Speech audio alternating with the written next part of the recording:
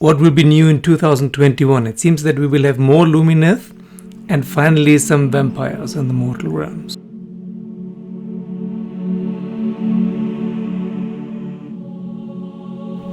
Hello, this is Chris speaking from 60 Goblins and 1 Brush, and let's see about the reveal today, 1st of January, what will be new in 2021, namely Lumineth and vampires. Let us have a first quick look back at 2020, what happened so far. While everyone was looking forward to the Seraphon and the Lumineth, it seemed like Archaon would be the new arch-enemy for the next part of the game. Then after a while it looked like Slaanesh would be the new arch-enemy, that Slaanesh would break free together with the release of the Lumineth, but he hasn't yet. And then it looked like Morathi was the new arch-enemy, and she broke out of the Order Alliance and maybe broke the whole Order Alliance. And by her apotheosis something happened with Slaanesh. She ate some souls, she went into Slaanesh, ate some more souls, and after she fled and became a goddess, something terrible happened and Slaanesh was able to create the newborn. Meanwhile, we haven't heard of Nagash at all. We know that he sent Katakros to battle Archaon, but this was just a tiny battle just to gauge the strength of Archaon, who, by the way, was kind of busy freeing Slaanesh and collecting the Realm Stone of the 8 points for some unknown nefarious purposes.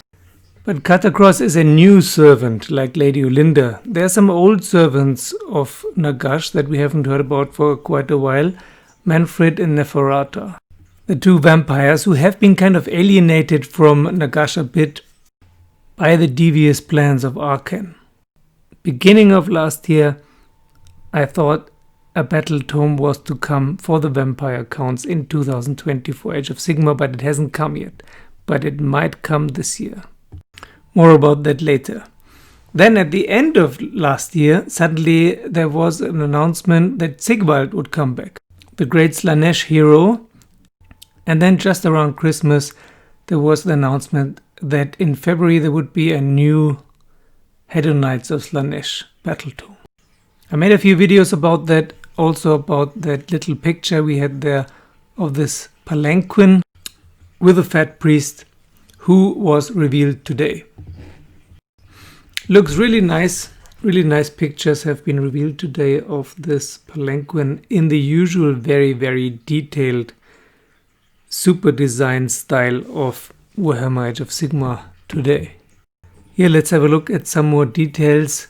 The priest we can see here with some more priests around him, then the beasts of burden, and lastly the roof of the palanquin with a snake. I really want to know what that will be about. But while the main part of the video from today is about this guy who is called Glutos Orscollion, or Glutos Orscollion, Lord of Gluttony, my elf specialist Ingo told me to pay a closer look to the first few seconds of the video. For a few seconds only, you can see Lumineth Wind Temple miniatures. Some on clouds and some on a camel or something. What do you think it is? I think it could be a camel. Or a sphinx?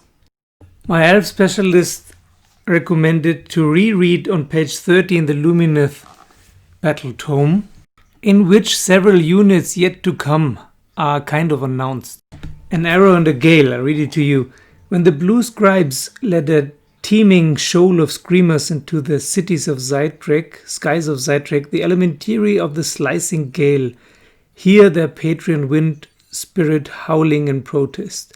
The temple warriors race across the Zoroastrian desert after the invading sky shoal, their long-limbed riding beasts sparing them into battle at a breakneck pace so they can launch killing shafts into the swirling sky ray formations.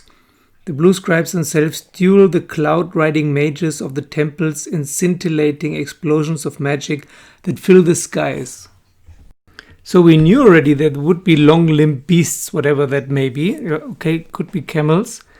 And there would be cloud-riding mages. And like there have been mountain spirits, there might be wind spirits, which is something I'm very much looking forward to. I like this elemental stuff.